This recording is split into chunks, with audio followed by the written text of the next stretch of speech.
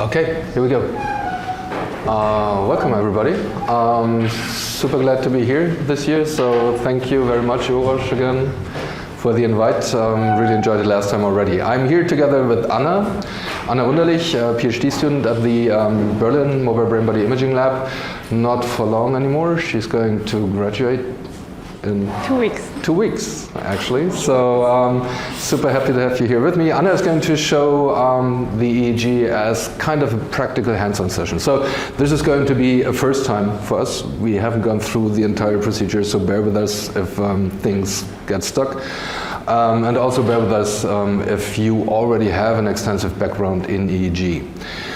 For those who have no background in EEG, I'm trying to find like a middle way to tell a little bit about mobile brain body imaging and EEG in general. So the question basically that we're addressing in Berlin is how to link human behavior with brain activity, because we simply have no idea how the human brain controls active behavior, so inactively behaving participants, or how active behavior influences human brain dynamics as measured with EEG. And this is simply due to the fact that traditional EEG has been developed with huge bulky amplifiers and electrodes that were like really heavy. So in the beginning, participants couldn't really move. And then we had psychophysics and experimental protocols that developed over the history of psychology and neuroscience that forced participants to remain seated, sit still, to basically have very good control over the factors of interest that we're looking into, right? So we wanted to exclude any confounding factors like, things that happen in the environment if you were moved in the real world. And the third factor that contributed to that was simply that EEG measures electrical activity. And that is, it's not only electrical activity of the brain, but any kind of electrical activity. So we, if you listen to the workshop talks, EMG is electrical activity. So we will measure EMG activity whenever participants move. You will measure eye movements, and we're going to come back to these kind of biological contributions to the EEG signal. And that basically resulted in a long history of restricting participants to move at all. And with that, we have simply no idea how the brain activity looks like when participants actively behave, or how that behavior impacts brain dynamics. So, based on the wonderful discussion we had yesterday, Voyko, I'm going to take the chance to give a super short history of EEG. And who of you know who invented EEG? You all know. So obviously it was Hans Berger. Well, that is the statement that you can find very often and that a lot of people believe, but this is not the case. Hans Berger basically was the first person really to apply EEG to humans. But EEG had a long history way before Hans Berger, and there are two excellent resources I posted on Discord, so you can look into that. This is Hans Berger, and one of his first, he basically worked for 5 years, and Voyko might talk a little bit about that too. He was a very precise scientist, a very good researcher, and he doubted his results because they were so variable over a long period of time before he basically started publishing this result. So we're talking about 1929, something around this time, and what you can see here is like a beautiful alpha rhythm that might actually be from one of his kids. He tested several subjects, like over 200 participants, and he saw like huge variability in these recordings, so that's what made him doubtful. But this is like alpha, and Berger described beautiful alpha mechanisms, alpha blocking, alpha resting state activity, and actually if you look at the data, this is an ink writing amp, right? You couldn't see much beyond alpha because it was way too fast for any ink writing system. So the precision in high frequency analysis at that time was simply not there due to mechanical restrictions of the amplifier system. But before him, several people worked on EEG, and here is Richard Caton from the Royal Inflammatory in Liverpool, who has been working on EEG quite a lot before that. And he published this book in 1873, I guess. So this is the electrical currents of the brain.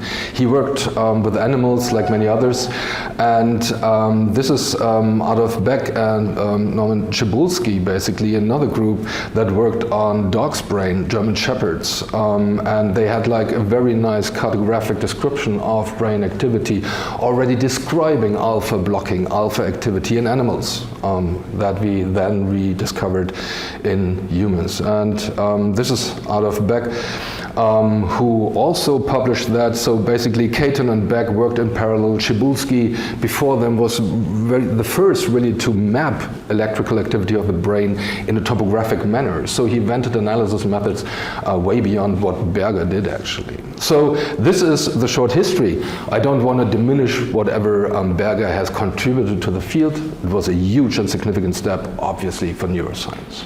So, but he was not the first to invent EEG. He was only the first to work with human EEG. And just last note to that, Beck already worked with event-related activity besides alpha and alpha blocking in the frequency range. He could show that here in the rabbit brain, you can find, if you record on the right hemisphere of the rabbit, you can find a nice flesh-evoked activity. That's a potential that's evoked by the flesh. But they couldn't find any kind of auditory evoked, like hand clap potential.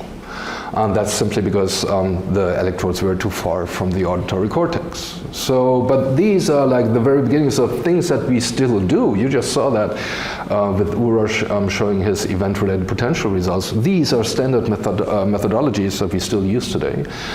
So, long history of EEG before Berger.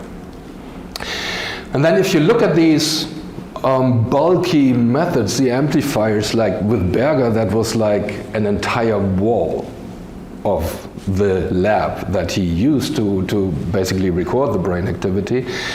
And as I said, all these bulky recording hardware, like the requirement to control your experimental factors, we developed this tradition of having participants seated, still not allowing to move.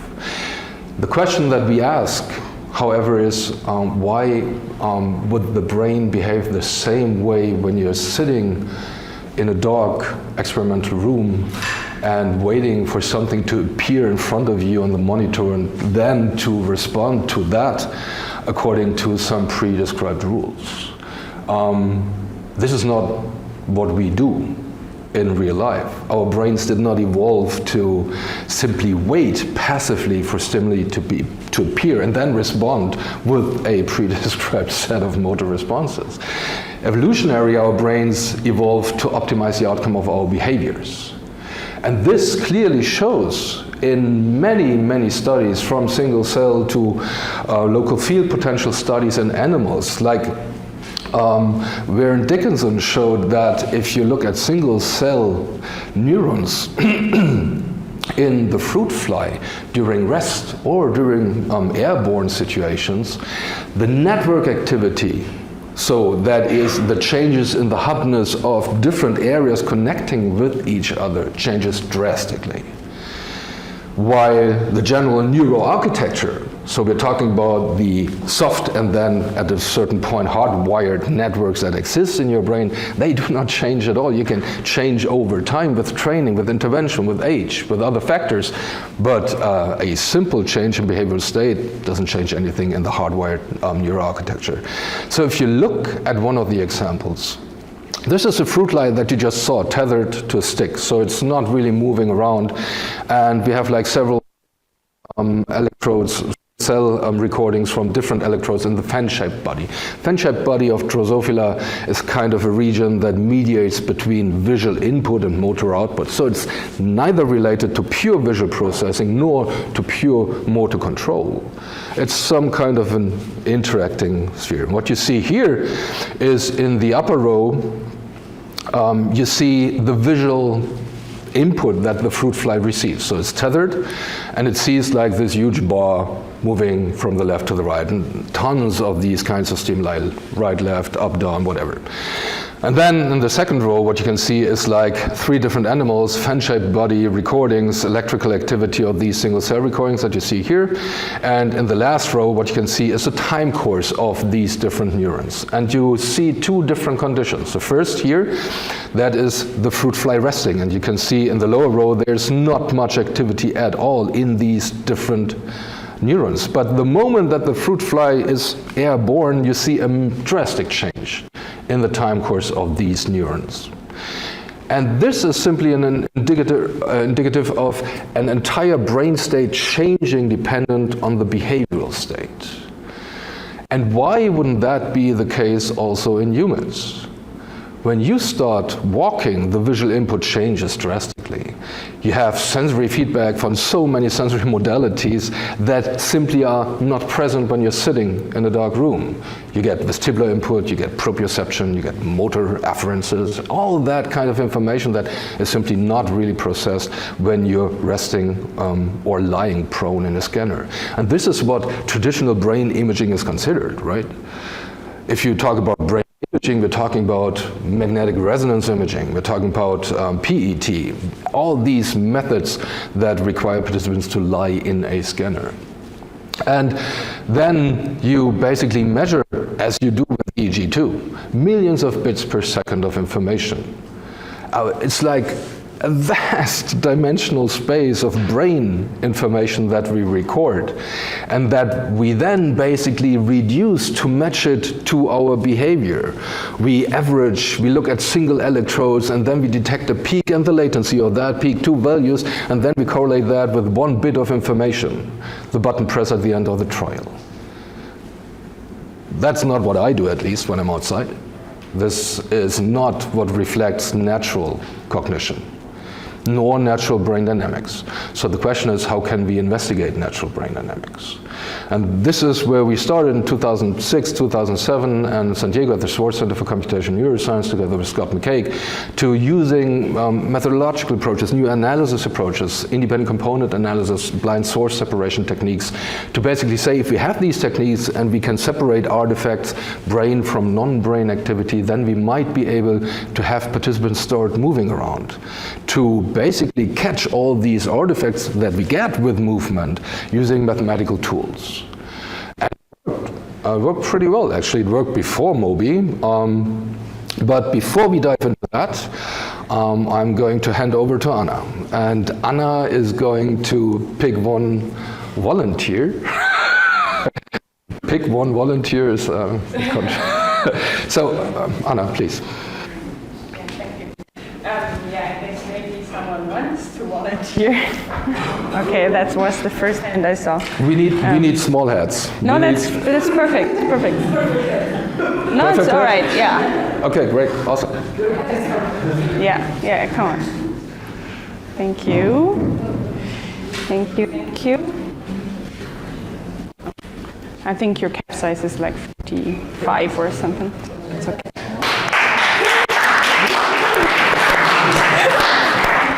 All right, yeah. So, first of all, if you want to listen to the brain thing, you need some microphones. So what we use is EEG. And we have a lot of electrodes on here, but for today we only prep 26 of the 128. And yeah, I don't need you to get up. That's great. So this system comes, it's fully mobile, so you have the amplifier attached to this harness thing, kind of, so you can just go through here. Yeah. No, other one? Okay. Yeah. So, nice. Okay. Just gonna let this rest here for a second. I can help you. Yeah. Okay. So, and in the next step, if we want to get this measurement device on a certain participant's head, we kind of need to find standardized positions. So, because we do have some standardized positions on the cap, but every head is different. So we do have some markers on our head that we can find easily. For example, this is just this. So we have like the nasion and like where the nose is starting. I'll just show this here. So you can find this on every head. You have the Indian. So this is where the head is resting. You can easily move the head from there. And so if you measure this distance and then go halfway, you can find the center, and the same you have the mastoids. So if you open the jar a little bit, you can feel the jar starts. So you can find those points for every head, and then if you always go halfway, and find the center set. And the other way to do this is actually if you can just point on your head where you think is like if you would have a like a thread that pulls you where it is connected to your head. Can you point at this place? Just point wherever the thread would connect. Like kind of every person can do. This is also the position where the C-set should be. For today we don't have, so do it this way. Okay, now just keep your head fixed and don't move it with me. I'm just gonna move the cap on your head.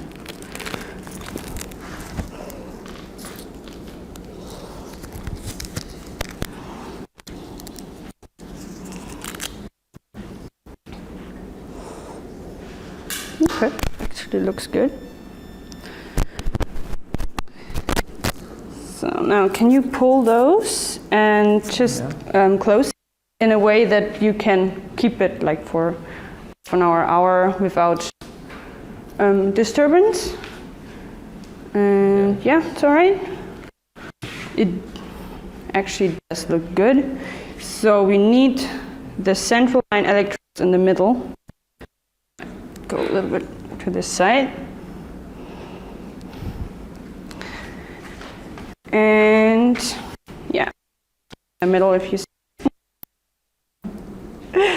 Okay. Yeah. Okay.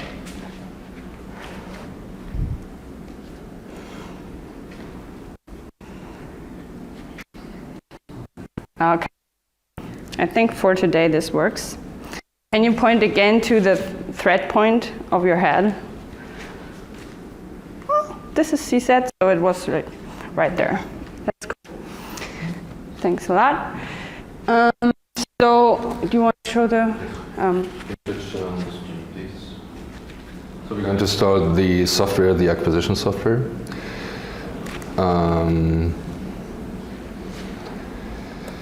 And this is a Cognianic system. So this is one of the MoBI systems. There are several systems out there. This is one option. What you see here. Can you share the screen? Oh, I stopped screen share. Okay, that makes sense. Is there anything hurting, pulling? No, that's fine. Okay. So what you can see here is simply, and that's like the principle of most of those mobile amplifier systems. You have like some kind of tetherless communication, Bluetooth, Wi-Fi, whatever. You activate, you get a connection, and then basically you stream the data from the amp directly to the recording software. You can do that with freeware, you can do that with systems like this here. And you see here that the amplifier is connected, so we're connecting the amplifier. We get a signal in a sec, and now everything crashes. That's great. That's sweet. Am I still streaming? Yeah, I am. Okay, look at that. We just start again. Running? Yes. Yeah, it is. It is on. So we again connect.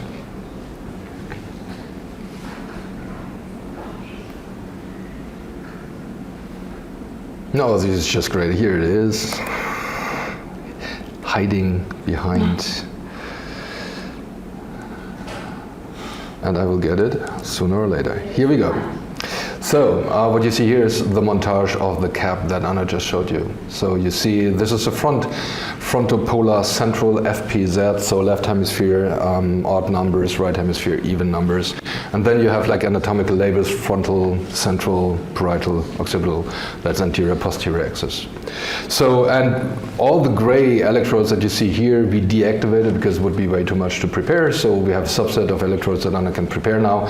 And we're going to do that. We're starting the device and we're going to do some impedance check. So you can take over and explain it. Yeah, okay, so what I do now is just simply push some gel to the electrodes because they're sitting in this plastic box, but they're not connected directly to the skin yet.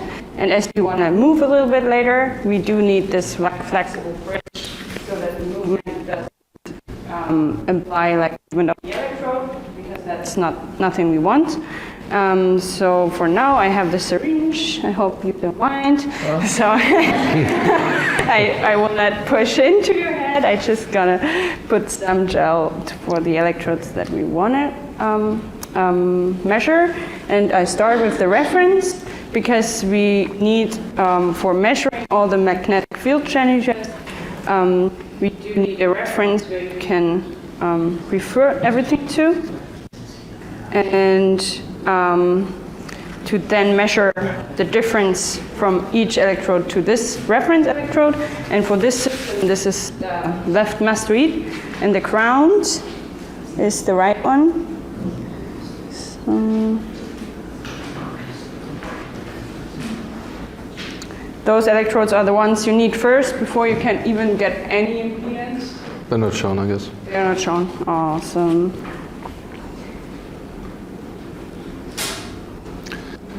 So I can try. Is anybody online with the chat? Are there any questions in the chat at the moment? I don't have any chat questions. Okay.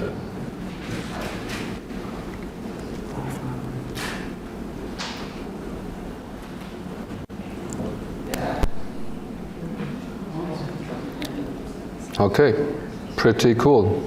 So, while Anna is going on with the preparation here, you can see some channels in the background already. I will switch back and go on with a few other pieces of information. Okay. So, this is the standardization of electrode positions that Anna was talking about. So we have caps of different sizes, and in these caps you have like a percentage system that, according to the size of the head, basically standardizes head position. That's a pretty convenient way forward, and this is what was developed pretty early. But we obviously have developments in EEG technology. This kind of EEG amplifier system that you see, it's like 128 channels for an amplifier that big, mobile. But still, if we have like participants running around with this kind of cap, this is awkward, this is bulky, it's tons of preparation time, and I don't know who of you would use that system for biofeedback running around in the real world in your everyday life. It's awkward, right? So nonetheless, we hope, and there's significant development over the last periods of, well, decade actually, recording amplifier technology. And this is like another system that's mobile, you can see that.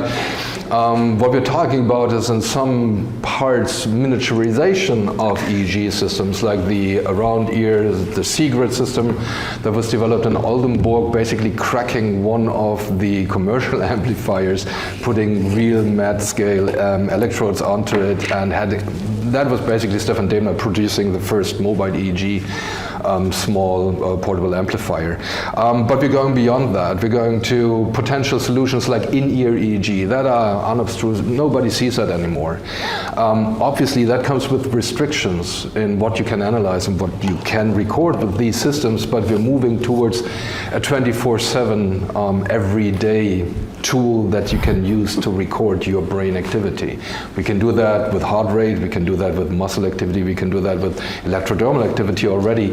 EEG is like one of the last barriers, and according to Elon Musk, who you should not trust, we might also have like nets in our brains very soon. The entire team actually that he hired first time can quit the job, so he's looking for new head researchers doing that. The EEG neuroanatomy and physiology anyway remains the same. It's always the same, whether you do EEG or whether you do MoBI brain-body imaging. So we're going to dive into that, and all the people that have a background in that, please bear with me. All others, I hope it's going to be some new information. So, what are we measuring? The EEG records electrical activity of large cortical columns that are being synchronously active. And this is a red brain that you can see here, and this is stained, and you can see like in black, you can see the pyramidal cells. These are the apical cells that you have, dendrites basically perpendicular to the skull or the cortical lining basically, and then their axons and cell bodies basically descend down to layers 4, 5 or the neocortex. And what you can see here in the rest of the trace, this is just data highway. These are axons of these pyramidal neurons that transfer and receive information through these myelinated axons throughout, between the hemisphere, down to the brainstem, whatever. And this is the architecture. You see it's like beautifully aligned. It's like parallel and always orthogonal to the lining of the neocortex. This is staining of other cortical pyramidal cells, just color-coded, different functions, different transmitter systems.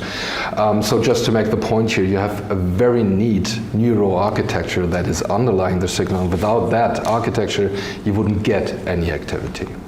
So, and now imagine this is your neocortex. This might be like sensory cortex occipital visual area in the back of your head. And what usually happens is you have like sensory information coming in, sound, touch, everything save olfaction, runs through specific cores, nuclei of the thalamus. This is like your huge filter station in your brain. And from there it's going to be forwarded to the primary sensory areas in your brain. So if that was a visual signal, it's coming from your retina, it's going to be crossed at the chiasm, and then it's going to translate it further to the occipital cortex functional area V1, Brodmann area 17. So here comes your thalamic input. That's mine, obviously, bad color coding. And that basically activates these pyramidal cells. And there are tons of them. You're talking about hundreds, thousands of neurons being activated at the very same time. So now you all know, hopefully, background in neurophysiology, that if you excite a neuron, you open channels that lead to an influx of sodium and an exodus of potassium. So you change rapidly, within a millisecond, the potential of that cell. And if you then compare the area where you basically excite or inhibit, there's going to be a huge influx of particles, loaded, charged particles basically, that is not yet the case down here at the soma, right? And you can describe that kind of distribution of charged particles as a dipole. So physically you can match that with a vector, with an origin and a moment.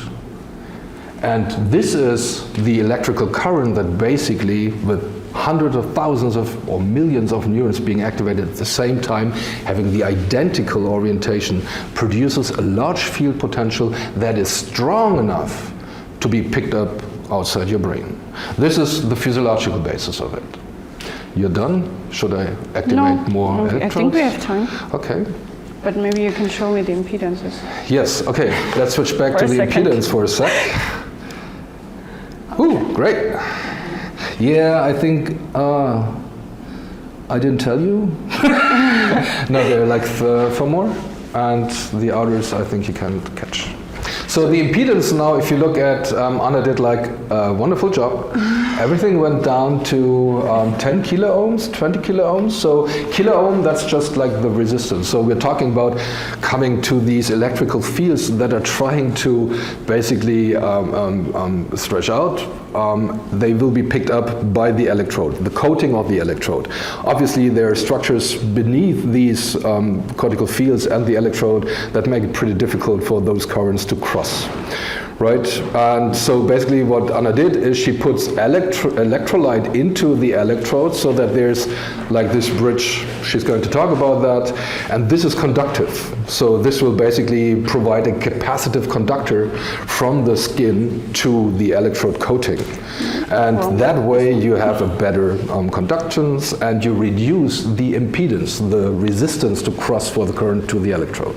That's the idea of electrolyte, and Anna's going to talk a little bit about that more. She's super professional. Okay, so switching back. If you look at the distribution of these cortical columns, then obviously besides the architecture, you need additional assumptions to measure something outside the brain.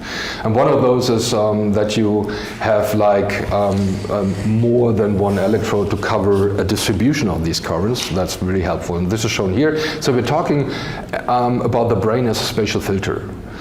Right, so if you have like this column of neurons being activated here, the electrode right above that column will receive maximum energy of that electrical current being distributed in the brain. And then the further you go away from the source of this activity, the smaller the energy becomes. So your amplitude decreases basically.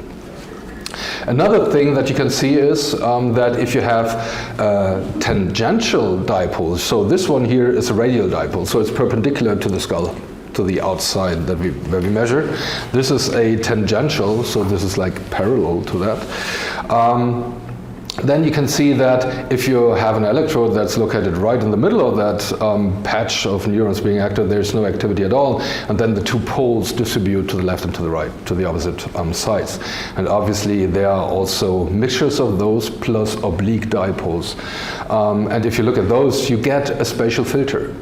So if you have a source in your brain that's being active, it creates like energy that can be picked up by the electrodes to a different amount dependent on the orientation of the dipole and the distance of the dipole to the electrode. That's the basic mechanism. And if you have well-prepared electrodes, which we do, you can see tons of nice activity. We have a nice spatial arrangement here. So we will pick up tons of activity all over the skull, and we're coming back to that in a sec. Are you satisfied? I don't know why it's green. It's like there's 70 been kilo. like a 110. Yeah, that's Like, thresholding. Is it not Sorry. good to be green? No, it's not good enough to be green. What does it mean? So the impedance is still super high. So your skin is blocking kind of the electromagnetic fields, and we want to have this resistance of the skin lowered, so less impedance. And so that's why in this electrolyte is a little bit of salt, and it's also kind of wet. You can feel it, right? And so it's soaking into the skin and makes it more willing to let us record what's going on in there. Okay, we got it. Sorry, thanks, Mansour. So now we reduced the threshold to 50 kilo ohms. Okay, and now we can see some of the electrodes picking up still high impedances. Right. What is the FCZ? F3, FCZ, C3. Okay. Good. And you can see all the other channels already being there. The lower channels that you see here that are seem to be noisy, this is the gyroscope, the accelerometer of the amplifier system. So basically there is sensors tracking the movement in the cap itself already. It's the cap or the amplifier, I don't know about the cognomics, but that's helpful obviously for mobile brain body imaging experiments. Okay, good. So going back, if you have like these distributions, you know about these spatial filter mechanisms of the brain, then you can basically use those information for mathematical modeling and separating different sources, because obviously there will not only be one source active across your recordings, but there will be tons of sources active in parallel. Like a massage? They distribute to the scalp in different manners, dependent on whether they're radial, tangential, or oblique, and dependent on the depth of the dipole. And that you can see here, if you have a radial current, what you see is, this is your radial current, you see a topography, the energy distribution on the skull basically, that is very radial, with a very neat close-centered isopotential line. So each of these black lines is an isopotential line where the potential is identical across the entire line. And you can see that this decreases in strength from the center located over the source towards more and more distant electrodes, if you go down here, for example. Then if you have an oblique dipole, then this pattern changes a little bit, that you can see here. And if you have a tangential dipole, then you see that you have two clear polarities distributed across the scalp. And this comes in really neat because some of the human brain anatomy will give you some scalp potentials that are already indicative of the sources being active underneath. For example, sensory motor cortex would show most of the time this kind of tangential current. We're coming back to that later. So this is volume conduction we're talking about. So if you imagine your brain being like a balloon filled with water, then any activity in that volume that is active in parallel will spread and mix linearly. So if you have like two sources active, what you measure is a linear mixture of both sources if it is pure volume conduction. Unfortunately, that's not the case. If you look at our skull, there's not only volume conduction going on, there is more going on. And if you look at volume conduction, we're talking about this area here. This is our neocortex. Underneath would be myelinated axons. So this is only neocortex, 6 layers. And then you have all your pyramidal neurons in here. And this is where you have volume conduction, right? But then, unfortunately, you have like different matter, like the arachnoid matter, the dura matter. Then you have your skull, then you have your skin, then there's tons of dirt, and then there's hair. It's a mess. And all these structures are not really willing to conduct your electrical currents. So this is a huge barrier for these currents to distribute to the sensor level. So when we talk about, and that's what you see on the left-hand side here now, when we talk about volume conduction, we're talking about conduction of currents only in the brain. And everything else going through your skull, going through the skin, going through the electrolyte to the electrode coating itself is capacitive conduction, right? And this skull, this skin structures is a huge low-pass filter. It smears your signal. It suppresses very high frequencies. They simply cannot pass anymore, right? So this is a characteristic of EEG. It's a smeared and it's a low-pass filtered signal. Okay.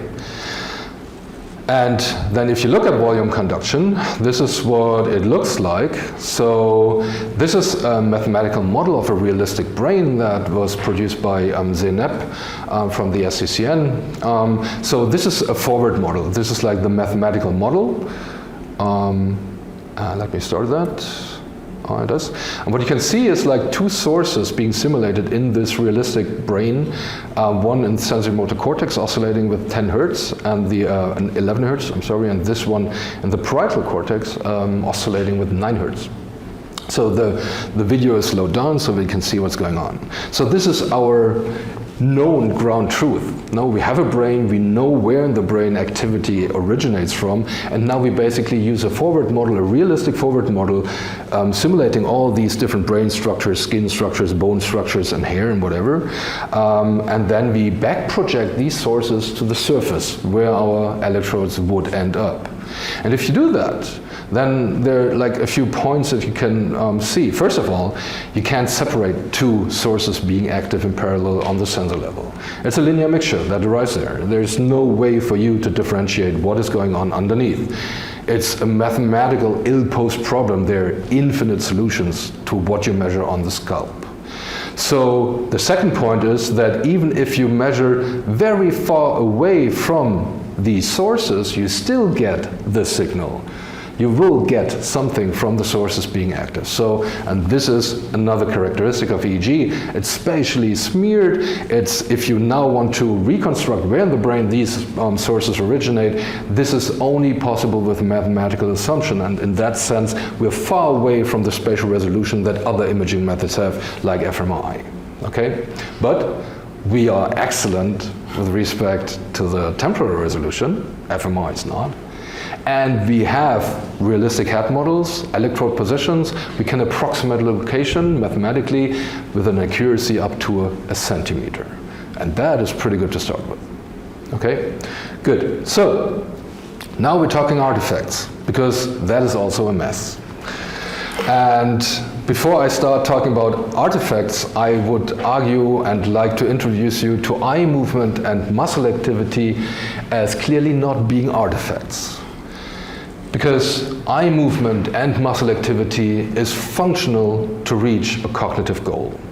When you as a participant know that something is coming up, when you as a human know that you have to cross the street, or you do like Uroš, your primary task, you're walking around and there's like this yellow and black striped thing approaching you, then that's a secondary task where you want to focus on that black, yellow striped thing because it might be a wasp and you don't want to get stung. So you have to basically move your head. While you're walking, your head is basically deplaced in space in 3 dimensions, going up and down, it's going back and forth, it's going side to side. And then you want to see where that wasp is. So you have to compensate for that movement. It's significant, it's important that you can do that, otherwise you lose track of where that object is. So you compensate with neck muscle activity and eye movement. Both are functional to avoid the animal. And there are tons of examples, I think you get the point, right? So I and we in Berlin, at least, and several other embodied cognition groups, definitely consider eye movement and muscle activity not artifactual. So, and I give the hand to you. Do you want to explain that? Sure. Yeah. So our eye is like a dipole, because we do not have a lot of cell bodies in the front, like we have the glass lens, but we do have lots of sensors in the back. So there are a lot of cell bodies, and they are active, and they are having like some electro activity going on, because they need to send what they detect to the brain. So we have a negativity in the back of the eye, and we have a positivity in the front. And this ends up to be measurable with an electrooculogram. But as we do have electrodes around the eyes, we kind of get most of the EEG in our EEG already. So we're basically pretty well in recording the EEG. Usually we add another electrode below the eye just to have the full thing, and being able to record EEG alongside with the EEG. Because now when we move our big dipole, like the electromagnetic field changes, and this is what we measure. So we do have blinks, and we do have right and left movements, we have saccades, we have a lot of things going on with our eyes during all our processing that we are doing. And so we can show this live, actually. I would prefer live. Because we do have data. So I'm going to stop the impedance measurements here. That's okay. And now we're going back to the channels. Stop the impedance. So you can't measure impedance and functional activity at the same time. This is just great. Now the amplifier just swings in. This is a swap from impedance measurement to real measurement. I'm going to... I think display? Yep, I'm going to scale it up. So we are just manipulating the scale of the EEG now, right? So I'm just making it a little bit bigger. So the scale now is 200 microvolts, so we're talking about millions of a volt. Super small currents we're talking about here, or awesome. Potentials basically. You're resting good. And yeah, Anna, please. Yeah, so when we close our eyes, during a blink. So then this dipolarity of the eye is also interrupted. So that's what we measure whenever you blink. So can you just like blink 4 times in a row? So yeah, a little slower. Awesome. So you see those like high peaks. Like this is kind of the largest activity that we can measure with the EEG, according to like peak changes. And if you do like a right-left switch, we do have this rectangular, maybe also slower. So we get those nice rectangular patterns. Yeah, there we go. Maybe a little quicker. Awesome. Yeah, okay. So our eyes turn. So, and we get this, like measure this with those electrodes that we gelled. And then going back, so yeah, describing the potential. Should I take over or do you want? Nope, whatever you want. Okay, yeah, so that's what we have seen, but this is a static picture, just so we can focus somehow. So we do have our blinks here, especially in the frontal electrodes, but then later on here are again frontal electrodes, so we see the blink again. We do see as well this rectangular shape of the eye movement, and so we here have 64 electrodes, and it's going from the front to the back, from the front to the back, so it's 32 channels and then another set of 32 channels, just to understand what we're looking at. And as we are recording the EEG with now 26 electrodes, but here with 64, we can also decompose 64 sources in the brain, because we do have 64 microphones, so we can like use the maths and get to the sources. And if we do this, we also get source activity, and for the eye movement this works really good. So you actually get all the activity from the EEG that contributes or was based on the eye movement. Like all the eye movement contributes to one source, and this looks then like this, and you can just see like wherever here is a blink, you can also see it in the scalp data, but not now in all the channels, but it's all in one independent component. And other parameters that are very clear for eye movement is high low frequency activity. So this scale is indicative for eye movement because it's super high. Like no brain activity components will ever show up here at 20 on the scale. So this is low frequent activity that is caused by those huge dipoles, and brain activity does not offer us so strong dipoles as the eyes do. And if we plot this activity, how this source now contributes to the scalp, and plot this map, we do have the blinks on the left-hand side. So we have a frontal change of the electromagnetic field, and then we do have a dipole that is fitted to both eyes. So as we have the assumption in our independent component analysis that every activity is caused by one dipole, and we do have two eyes, this analysis approach kind of considers the middle as the source, even though like our eyes are not in the middle. But we do have this right and left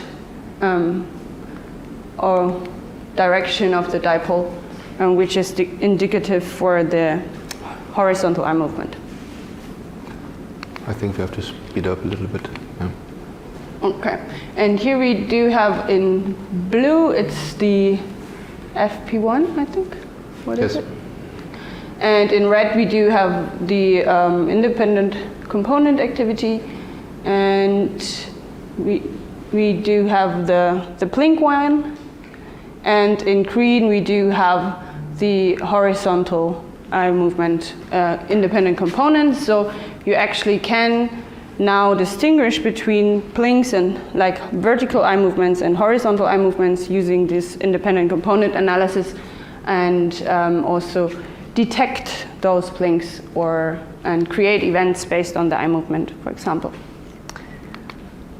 Okay. Then we switch back. So another source, obviously, of non-artifact, but still strong data that contributes to the recorded EEG signal is muscle activity. We can't get rid of the muscle, obviously. We have tons of muscles, supracranial muscles, we have neck muscles, dorsal ventral part. Only in the dorsal neck muscle we have 2 × 12 muscles for orienting the head in space. This is a high dimensional space for coding also. So if you think about a muscle brain, which I don't like the expression, but this would be one option. So muscle activity is also very clearly visible in the EEG. We're going to show that live. Could you press your jaws together, please? Like. Oh, I just saw alpha. Sleeping. We can just read it. Okay, can you just wait a second, get the signal back to rest? So this is also EEG, this is messy. This was a little bit of head movement, nothing more. So can you now press your jaws together? Now, and again. Stronger. Like really as if you were chewing gum, like once, pause, once, pause. Now, and again, and again. This is like a really bad messy signal that you can see. And it's obviously a lot of impact from the muscles contributing to the EEG, not only the high frequency aspect that you saw, but also slower drifts, like very strong pronounced changes in the potential, which depends also on the amplifier system, I would say, but not necessarily that much pronounced in every system. So if you look at the muscle activity, again, this would be an independent component decomposed muscle. So it's like one source looking only at the muscle. You see that there's very strong pronounced high frequency, and that is what you can see in the spectrum. If you analyze the spectral activity of these muscle components, you have a very steep 1/f drop within the first frequencies, and then you have a ramping up around 15 hertz, and then it plateaus around there, and it's going to stay. This is what you do if you do EMG, right? If you look at fatigue, you're looking into median changes in power, median frequency in the higher frequency ranges from 120 hertz down to 100, something like that. So this is where muscles are active. It's not where brain is mainly active, but this is indicative then of muscle activity. And what you can always do is look at the distribution. This is like the time domain display that we have here, but you see already that the distribution of that muscle is very much pronounced at very specific areas, and this is around the temple. So if you have like 2 fingers at your sleeves and you press your jaws together, do that please for me, it's like the little exercise in between. You have a huge muscle contracting, you can feel that. And this is pure EMG activity. And then if you think about all these experiments that we do, like where people are sitting in a dark room for an hour and get tired and just press their jaws whenever they concentrate or raise their eyebrows, all muscle activity, nothing to do with brain activity, but can be beautifully used for BCIs. So, and this would be the topography. You can see this is temple, this is the musculus temporalis that contracts during jaw presses. Okay. And then we can get to like real artifacts that we consider real artifacts, and that would be line noise, for example. So wherever you are in the States, Canada, it's 60 hertz. In Germany, Europe, most of the time, it's 50 hertz. So maybe we can really show that. I don't know. Let's see. We have. Okay, let's try to get some contact. We are electrocuting you. Wait a second. Don't move. So I'm just trying to get like. Yeah, so you see one channel picking up. The CFC said that was not good. And this is simple 50 hertz line noise. So whenever you're sitting too close to a monitor, whenever you're connected to anything that is hardwired to your outlet, you will most likely get 50 hertz line noise. And you don't want to have that. So other kinds of artifacts, you already saw that, Head movement. are like pressure artifacts, mechanical artifacts, cable sway, and now we are moving into mobile brain body imaging, right? So line noise you will have all the time. You can't get rid of that. But mechanical artifacts like cable sway, cable pull, pressure on the electrodes, because you're now working with head-mounted virtual reality displays or whatever you do, then you will get additional artifacts. And these are real artifacts. And they are sometimes a little bit easier to get rid of because they're very stereotypical, and that makes it easy to deal with those. Okay, and then one last demonstration that Anna will give you is spontaneous EEG signatures. So just as an intro, the thing that Berger already was talking about, that Richard Kating was talking about, that Adolf Beck was talking about is alpha. Alpha is like the most prominent EEG signature that you can see in the EEG. Anything else you are likely not able to see at all in the live EEG. So, and that is generated, the standard assumption, there are a few new papers coming out that challenge the model, is simply that this is like a thalamocortical circuit that basically induces this kind of alpha rhythm. And that is basically, if you look at the neuroarchitecture again, you have like afferences from the periphery, all your sensory inputs going through the ascending reticular system, going into the thalamus, and then basically from there, it's going through thalamocortical fibers to our pyramidal neurons, right? And this is where they get excited or inhibited. And then obviously a standard default work way of our brain is inhibition. So you have your inhibitory interneurons in the thalamus, and you have inhibitory interneurons in the cortical layers. Tons of those. This is where you get all your like sharp contrast, like, you know, all the good processing stuff's going on here. And if you now look into the relay cells here of the thalamus, what you can see is whenever they get like an input, it's going to be activating this thalamocortical neuron, which is going to activate the cortical pyramidal neuron. But at the same time, this is going to give like a collateral information to an inhibitory interneuron. So whenever you activate it, you activate an interneuron that then inhibits you. So you activate, inhibited, activate, inhibited, all the time. And this is thalamic circuitry, right? And this happens on a 10 hertz cycle. So if you look at the data, single cell activity in all these peripheral neurons that get into the thalamus, there is uncoordinated activity going on. So now you see like action potentials of single neurons being displayed here. So if you now move up, you see that you have up and down states through the excitation inhibition of the thalamus circuitry. And this already defines at what point from the periphery any action potential can pass, only in the up state of the thalamus. And this is the information that will get further up to the cortex. So wherever you go now, all levels will be synchronized already the same way they have been synchronized at the thalamocortical circuitry. Okay, and this is your alpha activity. This is resting state. Most pronounced, relaxed, eyes opened, short before falling asleep. So let's see. Oh, now he woke up. No talking. We're all silent and we relax. You can also close your eyes. Yeah, close your eyes, please. Yeah.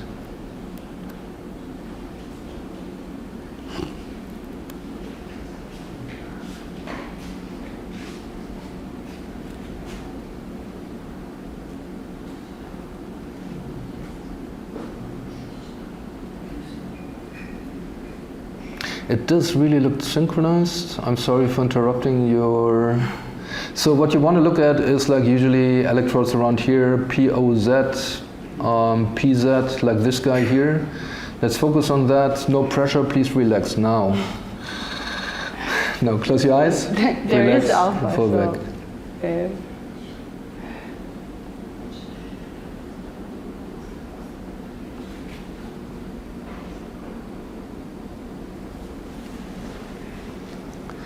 You see, this might be the beginning. So this is 1 second from here to here. 1, 2, 3, 4, 5, 6, 7, 8, 9, 10, around that. Very weak pronounced alpha, super weak. nothing much to see. Sometimes you have participants with very strong alpha. Let's try that again. You just go on relaxing. You see bursts of alpha here, right? These are alpha bursts. Now they're suppressed. This would be alpha suppression, and I now shut up so that you can relax, and we keep going looking at these two channels here.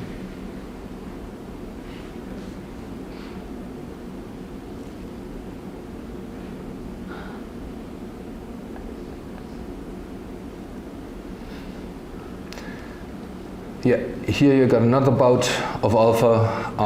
It's not all the 10 hertz cycle, right? It might be like 2-3 cycles of alpha. But if you just count, and this is basically what you then see. Thank you very much, you're doing great. This is like the spontaneous EEG and what it's composed of. It's like a mixture of different frequencies, right? Delta, theta, alpha, beta, gamma. That are classical definitions. Alex would, counter-argue that kind of definition, but these are band definitions that somebody came up with that are used very variable across different labs. But usually, if you simply take like this 1 second period and then you count the number of cycles, the full period of a sine wave that you could fit to the signal, then you would have like between 8 to 12 of these cycles. And that will be the definition of alpha, being defined as a band between 8 and 12 hertz. Delta would be like very low, 1 to 3. Then you have theta, 4 to 8 hertz. Varies over the lifespan. Alpha varies over the lifespan. In young infants, you have a very low alpha peak, somewhere around 6 hertz, that moves up during infancy down to the adulthood with the center around 10 hertz, and then decreases, correlates with attention, with memory capacity, tons of factors where you have like an input of alpha. Okay, so we now have like a few minutes. Do you have questions? Do you want to just stand up and move a little bit? And do you have questions for the EEG setup for Anna? Do you want to see anything? That was no good. You're relaxing? You were too focused to relax, I guess. Ground is like left mastoid or right mastoid, and references the other mastoid in this setup. So you can see them, they're both like in the cap. But then later on it was like, you have always one reference electrode, so it's a reference recording. You have all electrodes referenced to one electrode. You can reference to whatever you want to have, right? And medical recordings usually have like bipolar references, taking different channel setups. Yeah. What kind of movement can you record like successfully? If it's really intense, is it like jumps or push-ups or something like that? Yes, I mean, you can stand up, please, and just jump one time. I mean, just standing up already gives you this mess, right? But could you jump just one time? Like, and again? It's messy. It definitely is messy. I think the worst condition that we have, so there are bungee jumping experiments with mobile EEG. There is underwater, but I think this is just like trying to test the limits. Functional experiments that I know of with MoBI, the hardest condition we had was running on a treadmill. And in that condition we were able, but with very sophisticated artifact rejection pipelines to analyze functional EEG activity. Yeah, the accelerometers down there, I can downscale them. So let's get rid of the ACC. Where is it? Up there with the scale, the third. Oh, yeah. So let's do that like super low. That's the lowest. No, can't be. well, it's better now. Okay, so can you walk again, please? Yeah, now you. Just walk back and forth. You can also do the entire round. Let's see how long the connection holds. You can just move around, like, yeah, go outside. Bye. So let's see how good the system is. So this looks messy already, right? And obviously that requires,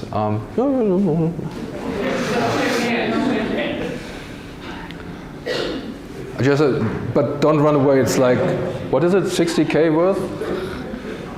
Lucky? 90K walking out the door. So the distance is pretty cool. So you are kind of flexible with these kind of systems. We, in our lab in Berlin, it's like about 140 square meters that we can play around with no bigger issues of some of the systems. And Anna has been working outside using like a tablet in the backpack. Thank you very much. Movement range varies dependent on the system, dependent on the fit of the cap, and obviously the most disturbing point is jerk, so high acceleration, so a third derivation of your movement, that is when you have like rapid onsets. This is like super distorting for the signal. Yes? How much accelerometers and gyroscopes would have fluid motion artifacts, and are they incorporated in this setup? Say it again? If it's incorporated in this Yeah. setup now. It is. It's an accelerometer, gyroscope, and So IMU. IMU. It's a complete IMU, so 90S then, right? And you can use those obviously also to extract motion patterns to then use those for template of artifacts that you can channel-wise subtract. But it's not online removed, right? No. There are online removal like ASR, but if you want to understand what's going on, I want to have the entire signal and don't want to have it interpolated based on algorithms that depend on a very specific baseline that you can control. That's it. Okay. Good. So I now have like 20 minutes left for another 60 slides. So I'm just going to speed up a little bit. And at the end, obviously, I would like to show you some kind of MoBI example. So I think, do you want to show anything? Plus, I think we were picking up the heart rate with the accelerometers, like every second. He relaxed. Every second there was like this. Oh, nice, yeah. See? This is like approximately 1 second. You have like a movement of the accelerometer that could be indicative of heart rate. Yes? Nice. Okay, now it's speeding up. Okay, so thank you very much again. And Anna, yeah, you can prepare and get rid of the gel. And I'm going to give you a quick example, one example. This is like MoBI, where we really try to understand how movement impacts brain activity. So this is only one example, and we started investigating some aspects of humans interacting cyber-physical systems. So this is like one of the work scenarios that are coming up in the near future, already there. And we simply wanted to understand how sensory feedback and basically presence in cyber-physical systems impacts error perception of what is going on. This is a setup, this is a collaboration that we have with our partners in Sydney at the UTS Sydney, Tim Shen, Avinash Singh, and CT Lin, where we basically had a simple setup. And this is really super simple. We just glued the leap motion on top of the head-mounted display to track hand movement while interacting with 2 cubes. It's a simple selection task. So basically you start, then you see 2 cubes in this experiment, and then you touch the first one and move on to the second. Whenever you touch the cube, it would change its color. So we're talking about a very limited movement range, but still a movement range that, if you think about that, will activate a lot of muscles in the neck area, dorsal neck, trapezius. All that will be active and will be measured by the EEG. We introduced a little trick. So we played like the Matrix, and we had like a black cat introduced to the protocol. So on 30% of the trials, basically the color change of the second cube was too early by simply increasing the distance to touch. So you didn't even reach the cube and it already turned red. You can see that here. So this is another example, but the same idea. The moment that you touch the cube, the collision sphere basically is as big as a cube, but in 30% of the trials the collision sphere was bigger and it would change its color already before you touched the cube. This obviously is a mismatch with what you predicted should be happening in this VR system.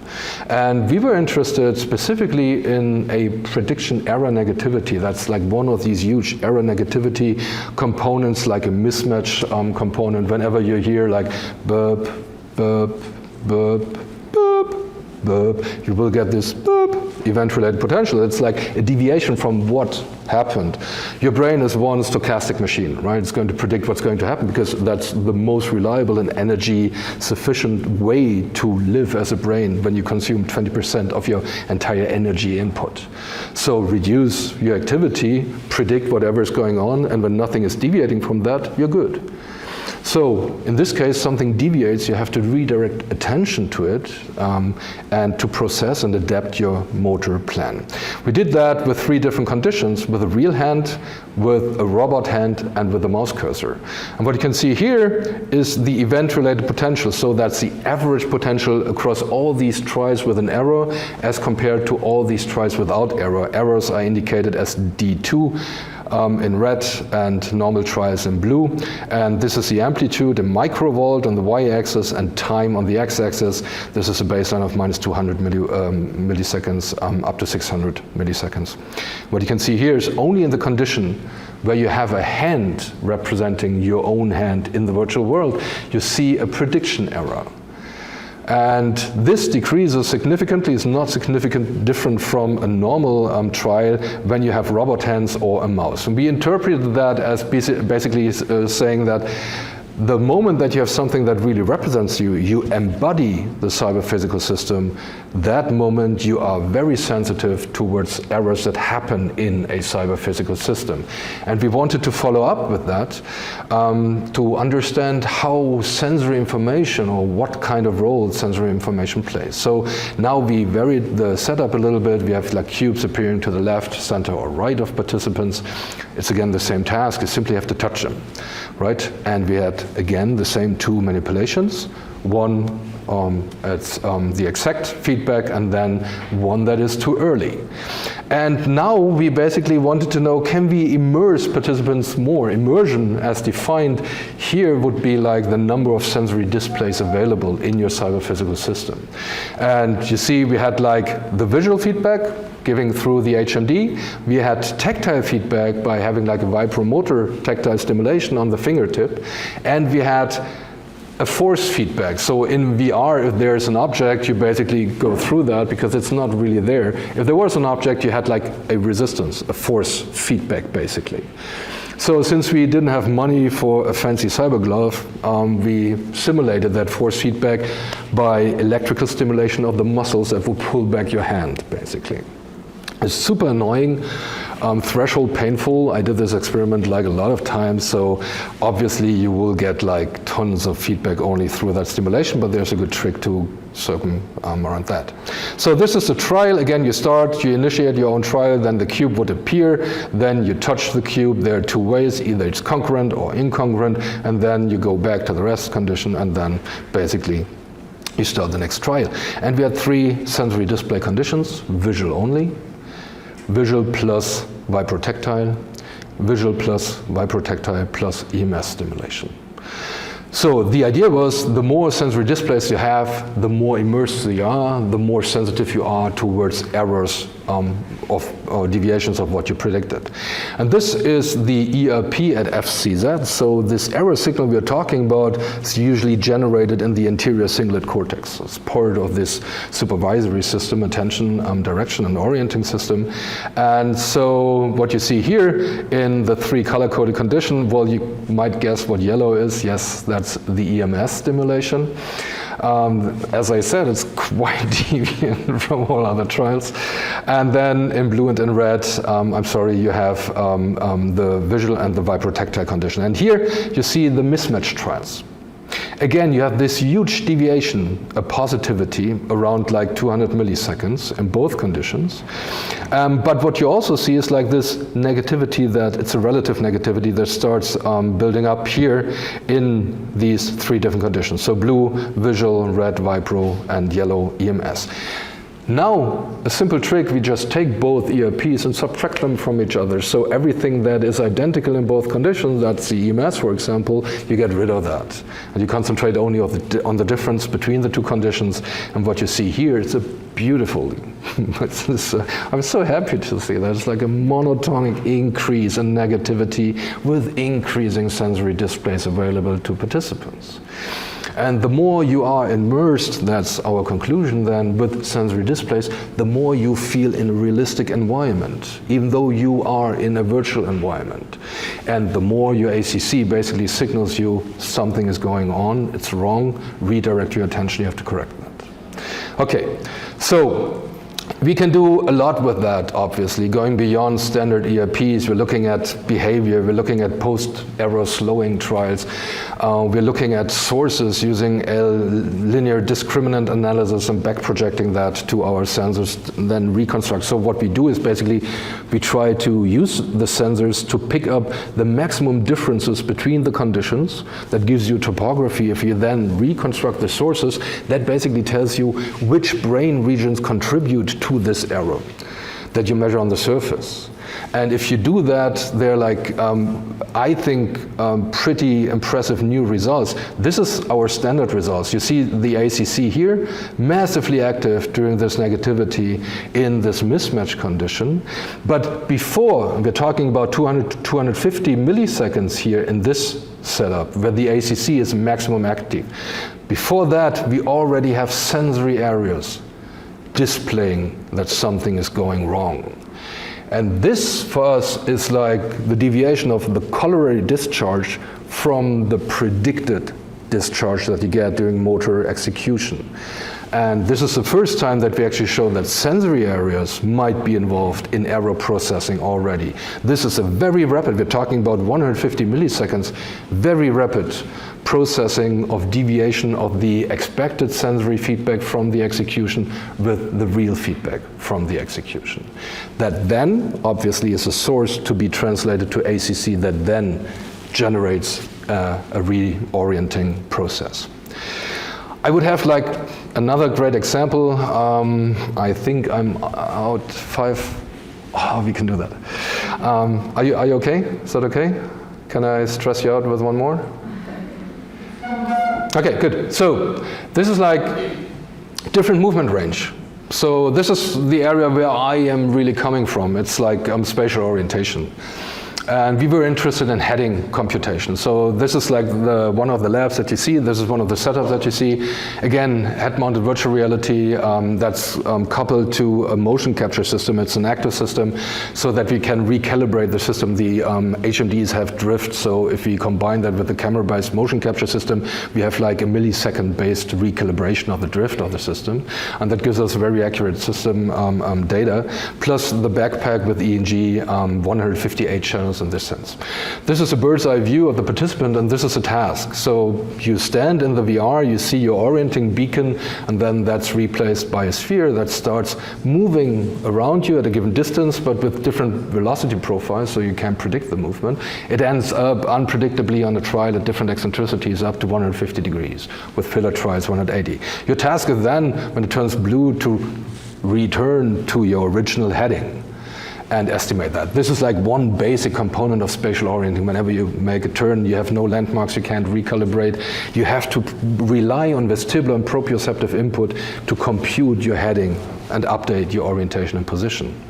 So with that, we get all the information that we need, and we critically compare an active rotation condition with a standard laptop-based condition. This is what we did for decades, right? Lying in scanners, sitting in a chair, looking at a screen that tells us you are moving in the world when you follow a sphere. But obviously, this is like sensory mismatch. You see a visual rotation, but no vestibular, no proprioceptive input for that. There is a sensory mismatch. So we compared both conditions, and Not surprisingly, if you look at the stationary condition in blue here, you have an increasing heading error. So the absolute error in reproducing your heading increases monotonically, more or less, with increasing eccentricity of the end position of the outward rotation. And what would you expect to be happening when you actively rotate? Well, significantly lower errors, obviously. And interestingly, there's an interaction, two main effects here, the movement condition and the eccentricity, but they interact significantly. And this is because up to 90 or 100 degrees, even in the MoBI condition, there's no change at all, but then it increases. And this is when you cross your cardinal body axis, as if you start switching to a different spatial representation to update your original heading. And this is like a very nice finding that we replicate from previous findings in the literature based on only behavior. But now comes the thrilling part to be done in 2 minutes. You just have to trust me. It works. So we do spatial filtering. We get ICA components. Basically all these little spheres are independent components, and the big sphere is the cluster of the centroid of a cluster of these components across participants. We now chop off, during the outward rotation, we measure the velocity of the rotation and chop off apex according to the velocity and sort it from the 10 lowest to the 10 fastest velocity apex. For each of these chunks, we compute the Hilbert transform, so a frequency transform. We compute the power in different frequencies for each of these velocity chunks. And then we sort them according to the velocity. So what you see here then is, if you compare physical rotation with joystick rotation, if you see a change in color here, then you see a velocity-dependent variation in power in specific frequency bands. And this is like from the 10% lowest to the 10% highest. We then basically compute the Mahalanobis distance between each frequency band for each velocity condition, giving you like a 180 times 180 matrix of Mahalanobis differences. And we put that into a representational dissimilarity analysis. So we're just trying to see what is similar in each of these little conditions. And if you look at that, then you basically have, again, this sorting in each of these squares from the lowest to highest, and you have the frequency, power. And here you see the differences only for the active rotation condition. Down here you see the direct comparison between the active rotation and the display condition, and here you have display only. And then we do some permutation, bootstrapping, and to see what's significant. So here you look at a neck muscle cluster. This one, when you turn around, is going to be active because your head leads. It's first your eyes, then your head, then your torso. So what you see here is a velocity-dependent modulation in some frequencies around 10 hertz to 20 hertz and the theta band, and not so much in the joystick condition. The Mahalanobis RSA basically shows you tons of differences between different velocities and different frequencies in the active rotation, but nothing in the joystick condition. Yes, of course, because you're standing, you're not moving your head. You're moving a joystick to follow. But in the active rotation, you're moving your head. And this makes this so much difference. There is significant activation of neck muscles. This is trivial, right? But this is proof of principle that the method works. And taking that, then go to brain dynamics. And I'm just skipping the RSC. This is super interesting for us because it's the hub between translating egocentric sensory information into an allocentric spatial representation in medial temporal cortex. But if you look at occipital cortex, look at that. You have nothing that differs in occipital cortex at all, irrespective of how fast you rotate.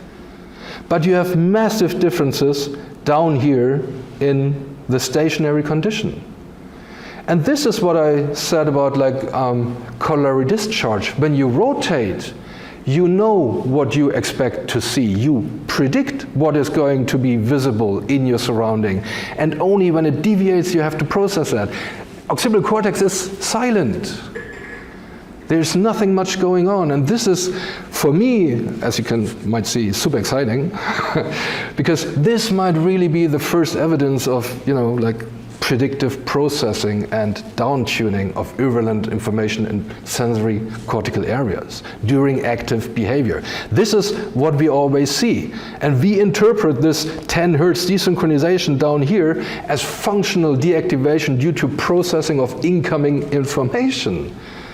This might simply be a reflection of sensory mismatch processing and nothing else in some protocols. So this would be bang. I'm skipping that. So, time's up. This is also beautiful, but discussing what we have. If we move around, so if we do MoBI rather than EEG, by definition, we will record different signals because movement produces sensory feedback that has to be processed by the brain, and that changes brain dynamics, period. So what we measure will be different from what we know from standard labs. If you then leave the lab, if you leave controlled experimental setups like Anna did in her navigation study, and this is Berlin, you can run around with an EEG cap, nobody cares. Then really we get like confounding factors. We have to resort to different analysis methods. We have to create events. This is what she did. She used blinks from the EEG to create events, because every time you blink, you close your eyes. Every time you open your eyes, you have new visual input. It's a visual evoked potential based on blinks. So based on that, she did amazing research in this navigation area. But this again will change what we know from standard EEG recording. So, active behavior as a summary, and that's a take-home message here. Active behavior will change brain dynamics. Behavioral state changes the brain dynamic state. The sensory integration during natural behaviors improve cognition and behavioral outcomes. Active behavior comes with predictions of the expected sensory input, and matching feedback does not have to be processed. So we're talking about predictive brain and energy saving ways of processing information. And these different modulations in the frequency domain that I just showed you in the last slide that we know from standard desktop experiment might really reflect potentially in certain protocols not really what we think they do. Simply because there might be a sensory mismatch between the visual and any other modality the moment that you basically simulate movement. So, behavioral states influence the brain dynamic state, and mobile brain-body imaging would allow to address that. And I think we already provided new insights into the brain dynamics that accompany more natural cognitive processes during more or less natural behaviors. And with that, I think after 15 years, and this is where we are, more or less, we can be sure to say that MoBI at least is an additional converging method to better understand natural brain dynamics that has to be paired with standard protocols to better understand what we get in active behaviors as compared to what we get in testing the limits of the architecture in dark experimental chambers. Okay, with that, I would like to thank the team, and I'm super sorry that I was so over time. Okay, thank you.